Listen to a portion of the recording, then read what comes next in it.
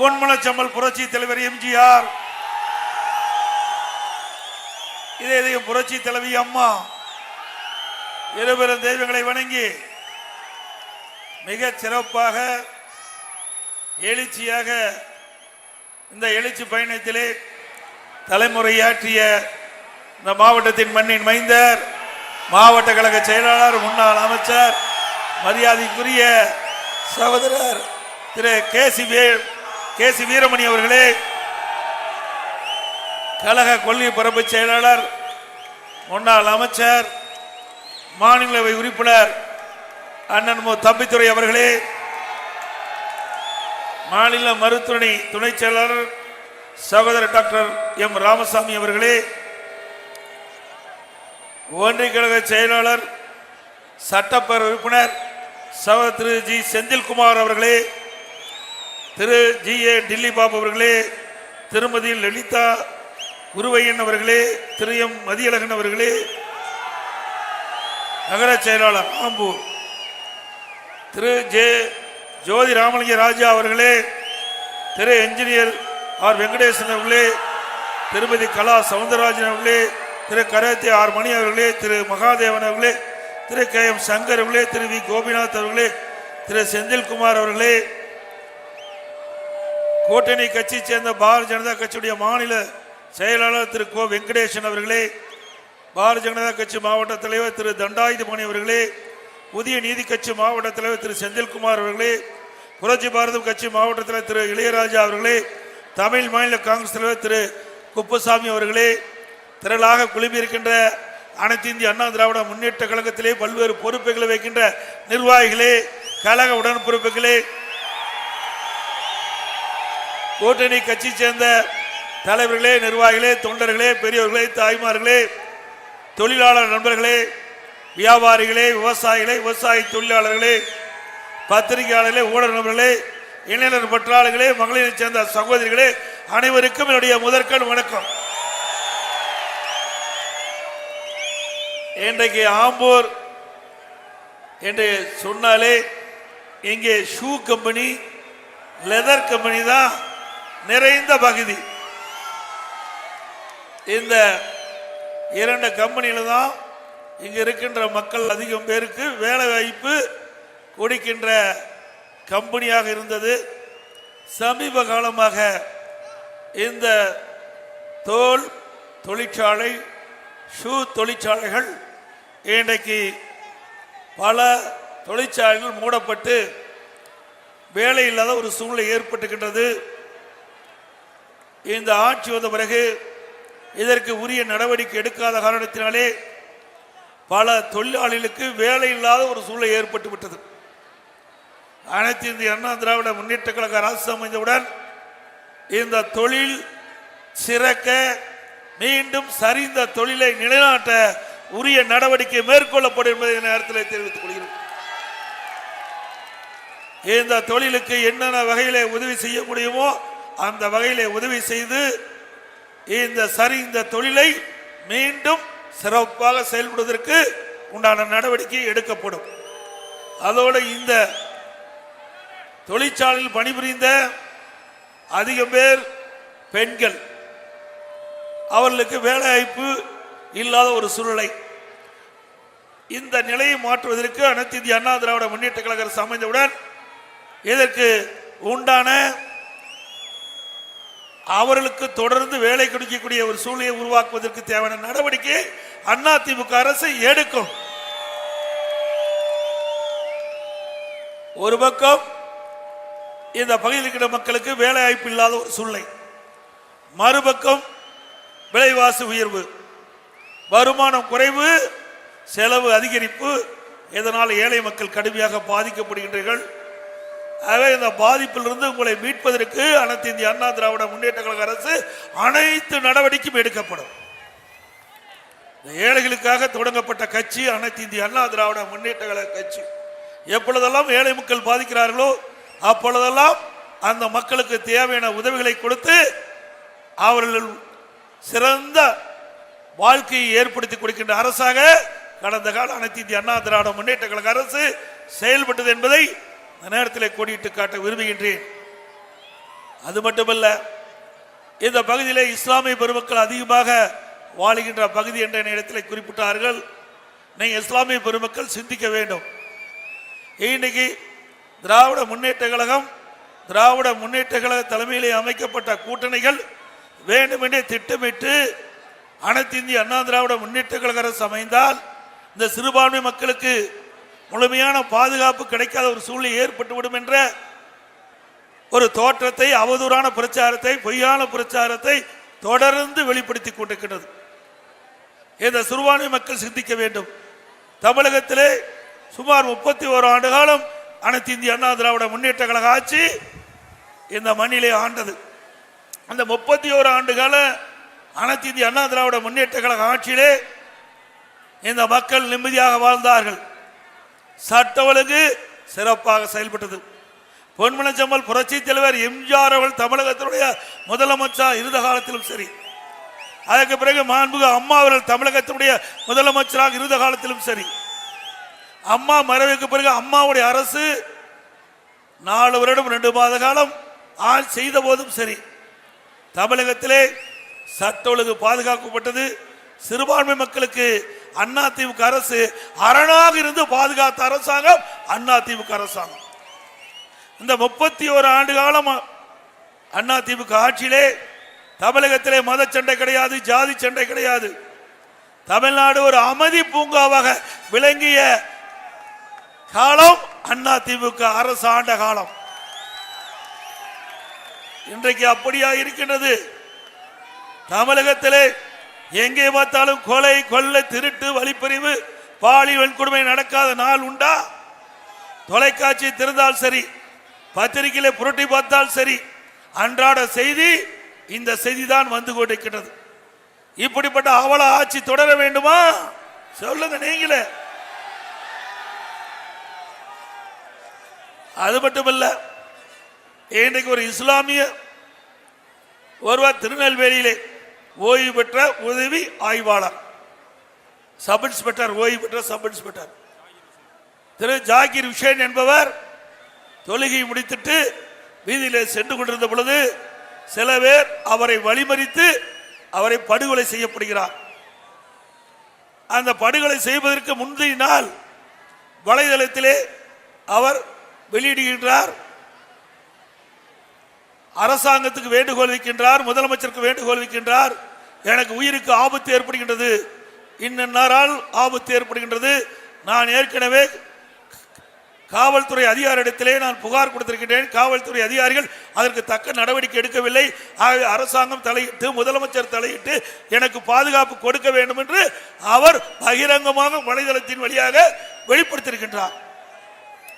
ஆனால் இந்த அரசாங்கம் கண்டுகொள்ளவில்லை. அதனால் அடுத்த நாள் படுகொலை செய்யப்படுகிறார் அவர். ஒரு இஸ்லாமியர் இந்த அரசுக்கு வேண்டுகோள் விட்டும் இந்த அரசு பாதுகாக்கவில்லை என்றால் உங்களை யார் பாதுகாப்பது என்பதை மட்டும் தயவு செய்து சிந்தித்து பார்க்க வேண்டும் இஸ்லாமிய பெருமக்கள், சிறுபான்மை மக்கள். இதே அனைத்து இந்திய அண்ணா திராவிட முன்னேற்ற கழக அரசு ஆட்சியிலே இருந்து இப்படி வலைதளம் மூலமாக வேண்டுகோள் வைக்கப்பட்டிருந்தால் சட்டத்தின் முன் அவர் நிறுத்தப்பட்டு அவரு விலை மதிக்க முடியாத உயிரை அதிமுக அரசு காப்பாற்றப்பட்டிருக்கும். பொன்மனச்செம்மல் புரட்சி தலைவர் எம்ஜிஆர் காலத்திலும் சரி, மாண்பு அம்மா அவர்கள் காலத்திலும் சரி, நான் முதலமைச்சர் இருந்த காலத்திலும் சரி, இப்படி தவறு செய்கிற எப்பொழுதும் நாங்கள் மன்னித்தது கிடையாது. சட்டப்படி நடவடிக்கை எடுக்கின்ற அரசாக இருந்தது. இன்றைக்கு அந்த நிலை தலையிலாக மாறிவிட்டது. மக்களுக்கு பாதுகாப்புள்ள ஒரு சூழ்நிலை.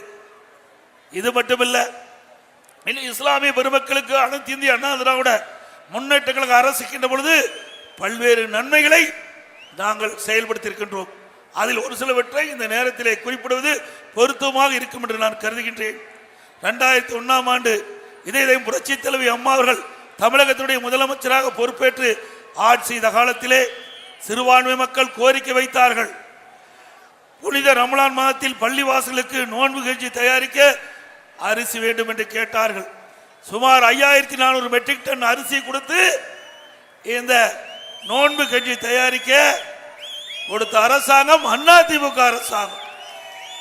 நாகூர் தர்கா சந்தனக்கூடு விழாவிற்கு விலையில்லாமல் சந்தனக்கட்டை வழங்க வேண்டும் என்று கோரிக்கை வைத்தார்கள்.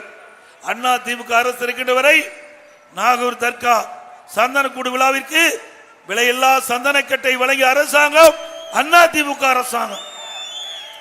2018 வரை ஹஜ் புனித பயணம் மேற்கொள்கின்ற இஸ்லாமிய பெருமக்களுக்கு மத்திய அரசு மானியமாக 6 கோடி வழங்கி வந்தது. 2018ஆம் ஆண்டு திடீரென்று நிறுத்தப்பட்டு விட்டது. இஸ்லாமிய பெருமக்கள் என்னை சந்தித்து அந்த மானிய தொகை மாநில அரசு மூலமாக தொடர வேண்டும் என்று கோரிக்கை வைத்தார்கள். அதை நாங்கள் தொடர்ந்து செயல்படுத்தினோம். அந்த நிதி போதாது என்று மீண்டும் என்னிடத்தில் கோரிக்கை வைத்த காரணத்தினாலே 2021ஆம் ஆண்டு 6 கோடி ஹஜ் புனித பயணம் மேற்கொண்ட மானியமாக கொடுத்து வந்ததை அதிகரித்து 12 கோடி ரூபாயாக அந்த மானியத்தை அதிகரித்து கொடுத்த அரசாங்கம் அண்ணா திமுக அரசாங்கம். அதேபோல ஹஜ் பயணிகள் சென்னையிலே தங்கி செல்வதற்கு ஹஜ் இல்லம் வேண்டும் என்று கோரிக்கை வைத்தார்கள். அதற்காக 15 கோடி ரூபாய் ஹஜ் இல்லம் கட்டுவதற்கு நிதி ஒதுக்கீடு செய்த அரசாங்கம் அண்ணா திமுக அரசாங்கம். 2016 முதல் ஹாஜிகளுக்கு மாதந்தோறும் 20,000 ரூபாய் மதிப்பூதியம் வழங்க திட்டத்தை கொண்டு வந்ததும் அண்ணா திமுக அரசாங்கம். உலமாக்கள் மற்றும் மோதினாளர்களுக்கு ஓய்வூதிய பயனாளி எண்ணிக்கை உயர்த்த வேண்டும் என்று சொன்னார்கள். 2400 2600 நபர்களுக்கு உயர்த்தினோம். அது மட்டுமல்ல, அவர்களுக்கு ஓய்வூதியம் 750 3000 ஓய்வூதியத்தை உயர்த்தி வழங்கிய அரசாங்கம் அண்ணா திமுக அரசாங்கம். உலமாக்களுக்கு புதிய இருசக்கர வாகனம் வாங்க 25,000 ரூபாய் மானியம் வழங்கப்பட்டதும் அண்ணா திமுக அரசாங்கம். வகுப்பு வாரியத்திற்கு ஆண்டு நிர்வாக மானியம் மற்றும் பள்ளி வாசலுக்கு தர்காக்கள் பழுதுபார்த்தல் மற்றும் புனரமைப்பு பணிகளை மேற்கொள்ள நிதி வழங்கப்பட்டதும் அண்ணா திமுக ஆட்சியிலே. இஸ்லாமிய வகுப்பினருக்கு நேரடி நியமன முறையில் நிரப்பப்படாத பணியிடங்களுக்கு முன்கொணர்வு முறையை நீடிக்க அரசாணை வெளியிட்டதும் அண்ணா திமுக ஆட்சி. 2018ஆம் ஆண்டு கஜா புயல் பெரும் மழை வெள்ளத்தால் பாதிப்படைந்த நாகூர் தர்காவிற்கு அந்த குளக்கரையெல்லாம் சேதமடைந்து விட்டது. நானே நேரடியாக சென்று பார்வையிட்டு அந்த குளக்கரையை சீர் செய்ய 4.25 கோடி நிதி கொடுத்து அந்த குளக்கரையை கட்டி கொடுத்த அரசாங்கம் அண்ணா திமுக அரசாங்கம். சிறுபான்மை பொருளாதார மேம்பாட்டு கழகம் அமைத்ததும் அனைத்து இந்திய அண்ணா திராவிட முன்னேற்ற கழக ஆட்சியிலே. தமிழ்நாடு அரசு பணியாளர் தேர்வாணையத்தின் தலைவராக முதலில் இஸ்லாமிய சமுதாயத்தைச் சேர்ந்த பெண்மணி திருமதி யாஸ்மின் அகமது IAS ஒருவரை நியமித்து பெருமைப்படுத்தியதையும் அண்ணா திமுக அரசாங்கம். இது முக்கியமானது. 2002ஆம் ஆண்டு இந்திய நாட்டு ஜனாதிபதி தேர்தல் நடைபெற்றது. அதிலே டாக்டர் APJ அப்துல் கலாம் அவர் அண்ணா திமுக ஆதரித்தது, வாக்களித்தது. அவர் வெற்றி பெற்று இந்திய நாட்டுடைய ஜனாதிபதி ஆனார். மரியாதைக்குரிய டாக்டர் APJ அப்துல் கலாமை எதிர்த்து போட்டியிட்டவருக்கு திமுக கட்சியை சேர்ந்த நாடாளுமன்ற உறுப்பினர் சட்டமன்ற உறுப்பினர் வாக்களித்தார் என்பதை எண்ணி பார்க்க வேண்டும். இந்தியாவிலேயே உயர்ந்த பதவி ஜனாதிபதி பதவி. அப்படிப்பட்ட பதவிக்கு ஒரு இஸ்லாமிய சமூகத்தை சேர்ந்த தமிழ்நாட்டை சேர்ந்த ஒருவர் இந்திய நாட்டுடைய ஜனாதிபதி வருவதற்கு வாக்களித்த கட்சி அண்ணா திமுக கட்சி. அவரை எதிர்த்து போட்டியிட்ட அவருக்கு தமிழ்நாட்டை சேர்ந்தவர் என்று பார்க்காமல், ஒரு இஸ்லாமிய சமுதாயத்தை சேர்ந்த என்று பார்க்காமல், திமுக கட்சி சேர்ந்த நாடாளுமன்ற சட்டமன்ற எதிர்த்து வாக்களித்தார் என்பதை இஸ்லாமிய மக்கள் சிந்திக்க வேண்டும். மேலும் அம்மாவுடைய தலைமையிலான அரசு அவருடைய பெயரிலே கலை மற்றும் அறிவியல் கல்லூரியிலே ராமநாதபுரத்திலே துவக்கப்பட்டது. 2017ஆம் ஆண்டு அம்மா அறிவித்தது. ஹைதர் அலி மற்றும் திப்பு சுல்தான் அவருடைய வாழ்க்கை வரலாறு குறித்து மணிமண்டம் திண்டுக்கல்லிலே நிறுவப்பட்டது. கண்ணியமிக்க காகிதம் இல்லத்தவர்களுக்கு சென்னையில் மணிமண்டபம் கட்டப்பட்டது. எவ்வளவோ சிறுபான்மை மக்கள் அவர்களுக்காக அனைத்து இந்திய அண்ணா திராவிட முன்னேற்ற கழக அரசு இஸ்லாமிய பெருமக்களுக்காக பல திட்டங்களை கொண்டு வந்த அரசாங்கம் அண்ணா திமுக அரசாங்கம் என்பதை ஆதாரத்தோடு நாங்கள் குறிப்பிடுகிறோம். எந்த விதத்தில் திராவிட முன்னேற்ற கழகம் உங்களுக்கு பாதுகாப்பாக இருந்தது? எந்த காலத்தில் இந்த இஸ்லாமிய பெருமக்கள் வளர்வதற்காக அவர்கள் திட்டத்தை கொண்டு வந்து அதன் மூலமாக இந்த பகுதியில் இருக்கிற இஸ்லாமிய பெருமக்கள் நன்மை அடைந்தார்கள்? எதுவுமே கிடையாது. ஒரு மாய தோற்றத்தை ஏற்படுத்தி வாக்குகளை பெறுவதற்காக, ஆட்சியில் வருவதற்காக சிறுபான்மை மக்களை அவர்கள் கவர்ச்சிகரமாக பேசி தேர்தல் நேரத்திலே வாக்குகளை பெற்று வெற்றி பெறுகின்ற சூழ்நிலைதான் தமிழகத்திலே நிலவிக் கொண்டு என்பதை சிறுபான்மை மக்கள் உணர வேண்டும். இன்னொன்றும் நான் சொல்லுகின்றேன், திராவிட முன்னேற்ற கழக தலைவரும் சரியான கூட்டணி கட்சி தலைவர்களும் அவ்வப்போது பத்திரிகையின் வாயிலாக, ஊடகத்தின் வாயிலாக வெளிப்படுத்துவது அனைத்து இந்திய அண்ணா திராவிட முன்னேற்ற கழகம் பாரதிய ஜனதா கட்சியோடு கூட்டணி வைத்து விட்டது, அதனால் சிறுபான்மை மக்களுக்கு பாதுகாப்பு இல்லை என்ற ஒரு மாய தோற்றத்தை வெளிப்படுத்திக் கொடுக்கின்றார்கள். சிந்தித்து பார்க்க வேண்டும் சிறுபான்மை மக்கள். அனைத்து இந்திய அண்ணா திராவிட முன்னேற்ற கழகத்தை பொறுத்த வரைக்கும் ஜாதிக்கும் மதத்திற்கும் அப்பாற்பட்ட கட்சி என்பதை பல முறை நாங்கள் சொல்லிவிட்டோம். அது எங்களுடைய தலைவர்கள் வகுத்த பாதை. இருவரும் தலைவர்கள் அப்படித்தான் நாட்டிலே ஆட்சி செய்தார்கள். அதில் வெளியில் வந்த அண்ணா திமுக என்றைக்கும் மதத்திற்கும் ஜாதிக்கும் அடிமைப்பட்ட வரலாறு கிடையாது. கூட்டணி என்பது வேறு, கொள்கை என்பது வேறு. கூட்டணி என்பது தேர்தல் நேரத்திலே அமைக்கப்படுவது, கொள்கை என்பது நிலையானது. நாங்கள் எப்பொழுதும் நிலையான கொள்கையை பின்பற்றுகின்ற கட்சி அண்ணா திமுக கட்சி. திமுக கட்சியை பொறுத்தவரை அடிக்கடி நிறமாகின்ற கட்சி அண்ணா திமுக கட்சி அல்ல. ஆகவே சிறுபான்மை மக்கள் அச்சப்பட வேண்டியதில்லை. எங்களுடைய கூட்டணி அண்ணா திமுக பாரதிய ஜனதா கூட்டணி. இன்னும் சில கட்சிகள் எங்களோடு இன்னும் அந்த கூட்டணியில் அங்க வைக்கின்றன. எங்களுடைய கூட்டணிக்கு அனைத்து இந்திய அண்ணா திராவிடம் பாரதிய ஜனதா கூட்டணிக்கு அனைத்து இந்திய அண்ணா திராவிட முன்னேற்ற கழகம் தலைமை தாங்கும். அனைத்து இந்திய அண்ணா திராவிட முன்னேற்ற கழகம் எங்களுடைய கூட்டணி அதிக இடங்களை வென்று தனி பெரும்பான்மையோடு அனைத்து இந்திய அண்ணா திராவிட முன்னேற்ற கழகம் ஆட்சி அமைக்கும். நீங்கள் அச்சப்பட வேண்டிய அவசியம் இல்லை. வேண்டுமென்றே திட்டமிட்டு அவதூறு பிரச்சாரத்தை நம்ப வேண்டாம். நான் இதற்கு வாக்குகளை பெறுவதற்காக உங்களிடத்தில் நான் இதை தெரிவிக்கவில்லை. தவறான தகவலை நம்ப வேண்டாம் என்று அன்போடு நம்முடைய சிறுபான்மை மக்களை வேண்டி கேட்டுக் கொள்கின்றேன். நான் முதலமைச்சர் இருந்த காலத்திலும் சரி, எங்களுடைய தலைவர்கள் ஆட்சி செய்வதும் சரி, எப்பொழுதும் சிறுபான்மை மக்களுக்கு அரணாக இருந்து பாதுகாத்த அரசாங்கம் அண்ணா திமுக அரசாங்கம். அது மட்டும் இல்ல, இதே திராவிட முன்னேற்ற கழகம் இப்படி அவதூறு பிரச்சாரத்தை வெளியிட்டுக் கொண்டிருக்கிற அந்த கட்சியுடைய நிலைப்பாட்டை நீங்கள் உணர வேண்டும். 1999ஆம் ஆண்டு நாடாளுமன்ற தேர்தல் நடைபெற்றது. அந்த நாடாளுமன்ற தேர்தலிலே திராவிட முன்னேற்ற கழகமும் பாரதிய ஜனதாவும் கூட்டணி சேர்ந்துதான் போட்டியிட்டது. திராவிட முன்னேற்ற கழகம் அன்றைய தினம் பாரதிய ஜனதா கட்சியோட கூட்டணி வைத்து போட்டியிட்டு அங்கே வெற்றி பெற்று மத்தியிலே மரியாதைக்குரிய மறைந்த திரு வாஜ்பாய் அவர் தலைமையிலே மத்தியிலே ஆட்சி அமைக்கப்பட்டது. அந்த மந்திரி சபையிலே திமுக கட்சி சேர்ந்த நாடாளுமன்றங்கள் அங்க வைத்தார்கள். திரு முரசொலி மாறன் அவர்கள் மத்திய அமைச்சராக இருந்தார். அவர் உடல்நிலை சரியில்லாமல் ஓராண்டு மருத்துவமனையில் சேர்க்கப்பட்டு சிகிச்சை பெற்று வந்தார். அந்த காலகட்டத்தில் கூட அன்றைய மத்திய அரசாங்கம் கேபினட் அந்தஸ்தில் உள்ள மந்திரியாக வைத்திருந்தது என்பதை எண்ணி பார்க்க வேண்டும். அது ஏன்னா அதை கூட நம்ப மாட்டாங்க. நீங்க பார்த்தீங்கன்னா திரு வாஜ்பாயோட திரு கருணாநிதியும் முரசொலி மாறனும் இருந்த புகைப்படம். இவர்கள் கூட்டணி வச்சா நல்ல கட்சி, அண்ணா திமுக கூட்டணி வச்சா மோசமான கட்சி. நான் ஏற்கனவே தெளிவுபடுத்தி விட்டேன். கூட்டணி என்பது வேறு, கொள்கை என்பது வேறு. ஆகவே இன்றைக்கு திராவிட முன்னேற்ற கழக அரசை அகற்ற வேண்டும் என்பது அனைத்து இந்திய அண்ணா திராவிட முன்னேற்ற கழகத்துடைய நிலைப்பாடு. மக்களது ஆட்சி தமிழகத்திலிருந்து அகற்றப்பட வேண்டும். ஊழல் நிறைந்த கட்சியை அகற்றப்பட வேண்டும் என்பது பாரதிய ஜனதா கட்சியுடைய திட்டம். இரண்டும் ஒத்த கருத்து. அதனால் கூட்டணி அமைச்சிருக்கின்றோம். எங்களுடைய கருத்து மக்களோட திமுக ஆட்சி தமிழகத்திலிருந்து அகற்றப்பட வேண்டும். அந்த அடிப்படையில் தான் கூட்டணி அமைச்சிருக்கிறோம். அதோட 2001ஆம் ஆண்டு தமிழக சட்டமன்ற பொது தேர்தல் நடந்தது. அந்த காலகட்டத்திலையும் திராவிட முன்னேற்ற கழகம் பாரதிய ஜனதா கட்சியோட கூட்டணி வச்சு சட்டமன்ற தேர்தலில் போட்டியிட்ட கட்சி திமுக கட்சி. ஆகவே திரு ஸ்டாலின் அவர்களே, திமுக கட்சி நிர்வாகிகளே, கூட்டணி கட்சி தலைவர்களே, இதற்கு மேலும் பேசி மூக்கை உடைத்துக் கொள்ள வேண்டாம் என்று அன்போடு நேரத்தில் கேட்டுக்கொள்கின்றோம்.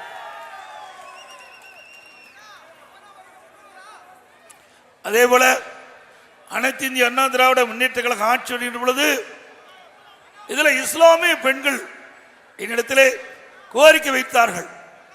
எங்களுக்கு வேலைவாய்ப்பு உருவாக்கி தர வேண்டும் என்று கேட்டார்கள். அனைத்து இந்திய அண்ணா திராவிட முன்னேற்ற கழக தேர்தல் அறிக்கை வருகின்ற பொழுது இந்த இஸ்லாமிய பெண்களுக்கு ஒரு நல்ல முன்னுரிமை கொடுத்து வேலைவாய்ப்பு கிடைக்கின்ற சூழ்நிலையை அதிமுக அரசு உருவாக்கி தரும்.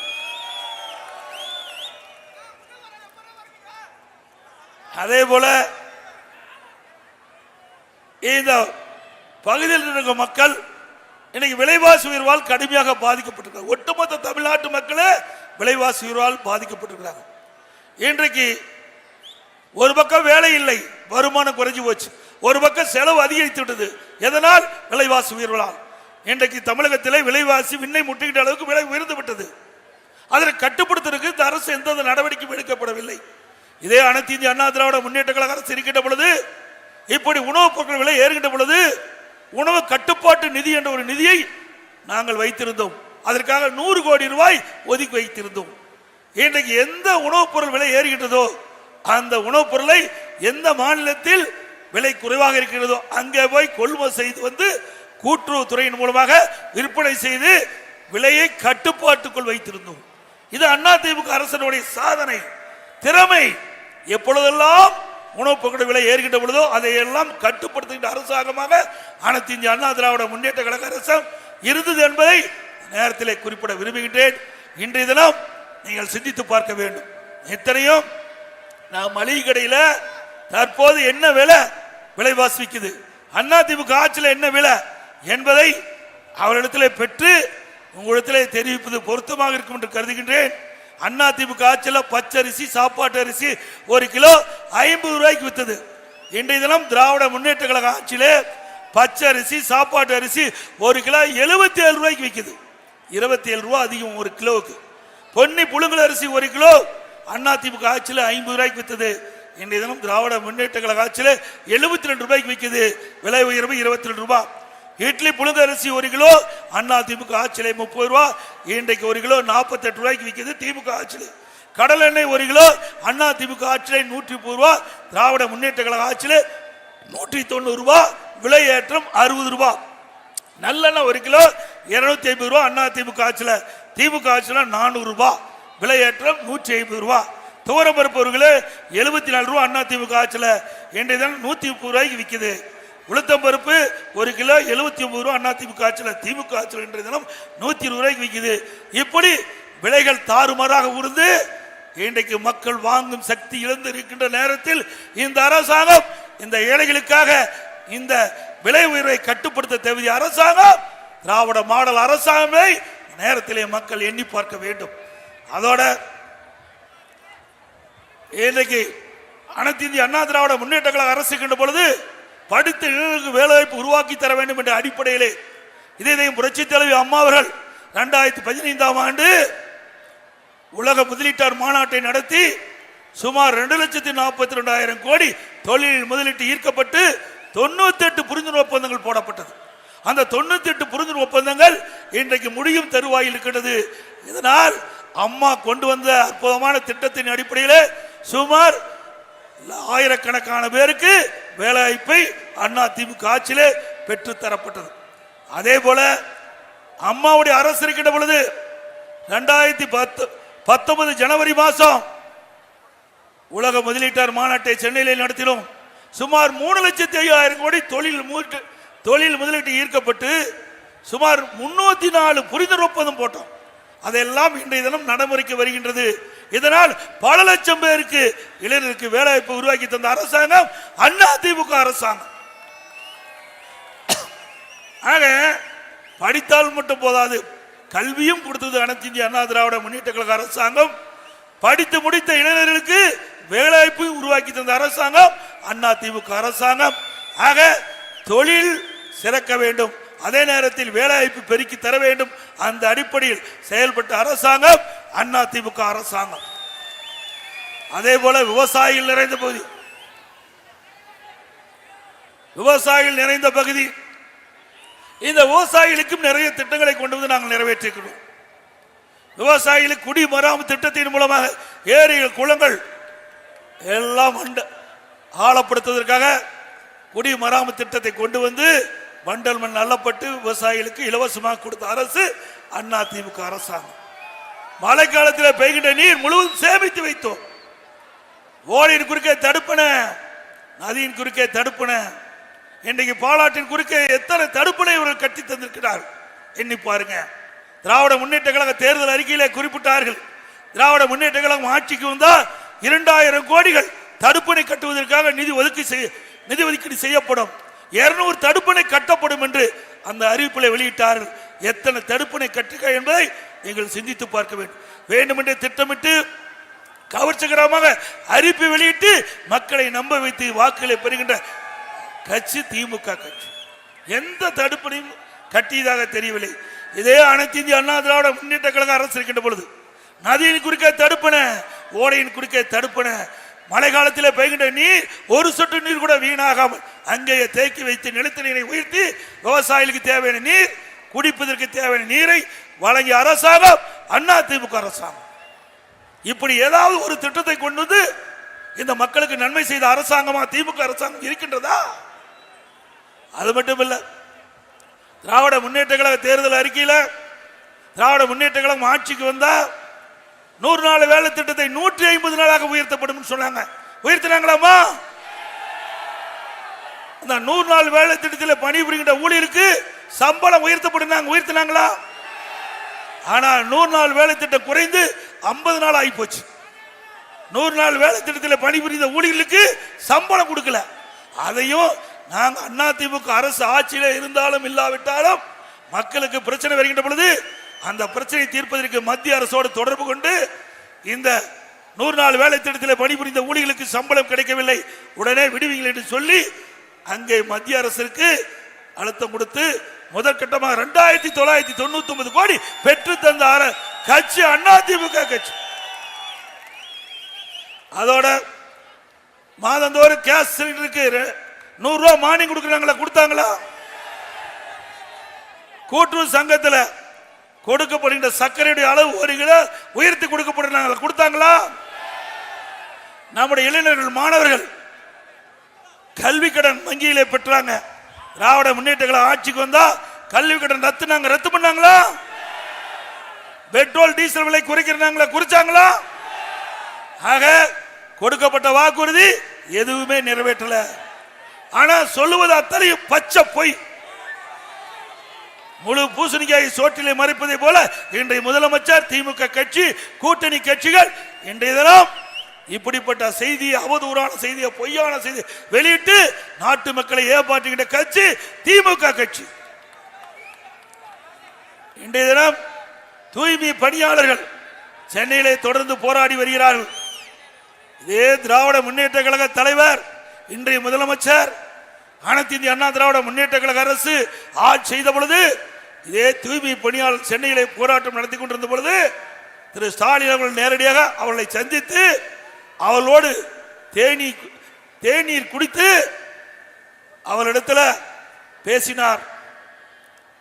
திராவிட முன்னேற்ற கழகம் ஆட்சிக்கு வந்தவுடன் உங்களுடைய கோரிக்கையில் நிறைவேற்றப்படும் என்று வாக்குறுதி கொடுத்தார். அதை நம்பி அந்த தூய்மை பணியாளர்கள் வாக்களித்து திராவிட முன்னேற்ற கழக தலைவர், இன்றைய முதலமைச்சர் ஆட்சிக்கு வந்தார். இப்பொழுது அவர்கள் தூய்மை பணியாளர்கள் போராடுகிறார்கள் சென்னையிலே. திரு ஸ்டாலின் அவர்களே முதலமைச்சருக்கு கோரிக்கை வச்சாங்க. நீங்க தானே நேரடியா வந்து எங்களுக்கு ஆதரவு தெரிவிச்சீங்க, திமுக ஆட்சிக்கு வந்த உடனே எங்களுடைய கோரிக்கை நிறைவேற்றப்படும் என்று சொன்னீங்களே, நிறைவேற்ற 4 ஆண்டு காலம் அவருடைய மனு கொடுத்து எந்த பிரதிபலனும் இல்லாத காரணத்தினாலே அவள் போராட்டத்தில் இறங்கி 10 நாட்கள போராட்டம் நடத்தி வருகிறார்கள். போராட்டம் நடத்துகிறவர்களை இன்றைக்கு கைது செஞ்சு பல மண்டபத்தில் அடைச்சு வச்சிருக்கிறீங்க. அவள் கேட்பது என்ன? திராவிட முன்னேற்ற கழக தலைவர் எதிர்க்கட்சி தலைவராக இருக்கும்போது நேரடியாக சென்று தூய்மை பணியாளர்கள் போராடுகின்ற சந்தித்து வாக்குறுதி கொடுத்தால் அந்த வாக்குறுதி நிறைவேற்ற வேண்டும் என்றுதான் கேட்கின்றார். திரு ஸ்டாலின் கொடுத்த வாக்குறுதியை நிறைவேற்ற வேண்டும் என்று தூய்மை பணியாளர் கேட்கின்றார். நியாயமான கேள்வி. ஆனால் ஓட்டுகளை பெறுவதற்காக அன்றைய தினம் ஸ்டாலின் இந்த வாக்குறுதி கொடுத்து விட்டார். இன்றைக்கு நிறைவேற்ற முடியவில்லை. ஆனால் பல்வேறு அறிவிப்புகளை வெளியிட்டிருக்கிறார். அவர்களை சமாதானப்படுத்துவதற்கு அறிவிப்புகளை வெளியிட்டிருக்கிறார். அவர்கள் வைக்கின்ற கோரிக்கை வேற, இவர் கொடுத்த அறிவிப்பு வேற. ஆக இன்றைக்கு கம்யூனிஸ்ட் கட்சியை சேர்ந்த நாடாளுமன்ற உறுப்பினரே அவர் பேசியிருக்கிறார். திமுக கூட்டணி அங்கம் வைக்கின்ற நாடாளுமன்ற உறுப்பினர், மதுரை நாடாளுமன்ற உறுப்பினர், இரவோடு இரவு, அவருடைய பெயர் சு வெங்கடேசன் அவர்கள், எம்பி, வெளியிட்ட அறிக்கை. இரவோடு இரவாக காவல்துறை நடத்திய அப்புறப்படுத்தல் முற்றிலும் சட்டத்திற்கு புறமான மனித உரிமை மீறல்.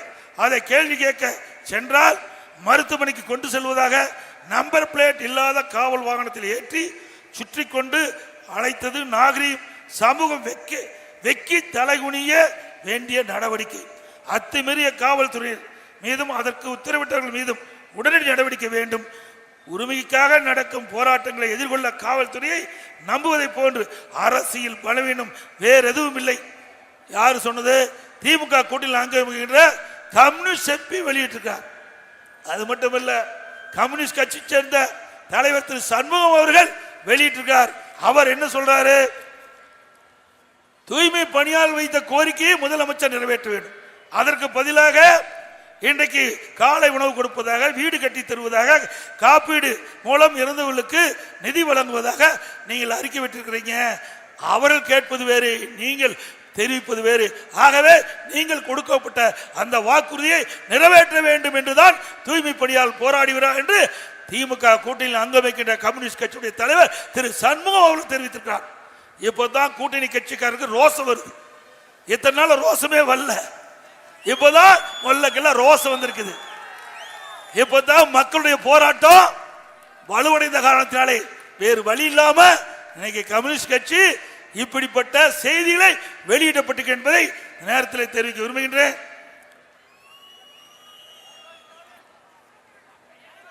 அனைத்து இந்திய அண்ணா திராவிட முன்னேற்ற கழக கட்சி பொறுத்த வரைக்கும் மக்களுக்காக தொடங்கப்பட்ட கட்சி அண்ணா திமுக கட்சி. குடும்பத்திற்காக இருக்கின்ற கட்சி திமுக கட்சி. உண்மைதானே? அந்த குடும்பத்தில் இருக்கிறவங்க தான் கட்சிக்கு அதிகாரத்துக்கு வர முடியும், ஆட்சிக்கு அதிகாரத்துக்கு வர முடியும். திரு கருணாநிதி, அதுக்கு பிறகு திரு ஸ்டாலின், அதுக்கு பிறகு உதயநிதி வராரு, அதுக்கு பிறகு இன்பநிதி முளைச்சிட்டார். இதுதான் திமுக நிலைப்பாடு. திரு ஸ்டாலின் திமுக கட்சியுடைய தலைவர், திரு உதயநிதி அவர்கள் திமுக கட்சியுடைய இளைஞரணி செயலாளர், திருமதி கனிமொழி மகளிரணி செயலாளர். முடிஞ்சு போச்சு. இவ்வளவுதான் பதவி இருக்குது திமுகவில், வேற எவருக்கு பதவி இல்லை. இப்படிப்பட்ட கட்சி தேவையா நாட்டுக்கு? 2026 சட்டமன்ற பொது தேர்தலில் வாரிசு அரசியலுக்கு முற்றுப்புள்ளி வைக்கின்ற தேர்தல், குடும்ப ஆட்சிக்கு மரண அடி குடிக்கின்ற தேர்தலாக அமைய வேண்டும் என்று அன்போடு இந்த நேரத்தில் கேட்டு, நம்முடைய ஏழை எளிய மக்களுக்கு அற்புதமான காங்கிரீட் வீடு அனைத்து மக்களுக்கும் கட்டி கொடுக்கப்படும். ஏழை மக்களுக்கு, தாழ்த்தப்பட்ட மக்களுக்கு, மலைவாழ் மக்களுக்கு அற்புதமான காங்கிரீட் வீடு. இப்ப கட்டுற வீடு மாதிரிலாம் இல்ல, சிறப்பான வீடு. உங்க மனம் நிறைவு பெறுகின்ற வரைக்கும் அற்புதமான வீடு கட்டி கொடுக்கப்படும். அதோட வருகின்ற அடுத்த ஆண்டு நடைபெறுகின்ற தேர்தலிலே அதிமுக வெற்றி பெற்று ஆட்சி அமைந்தவுடனே தீபாவளி என்று நம்முடைய தாய்மார்களுக்கும் நம்முடைய சகோதரிகளுக்கும் அற்புதமான சேலை வழங்கப்படும். ஒவ்வொரு தீபாவளியும் போது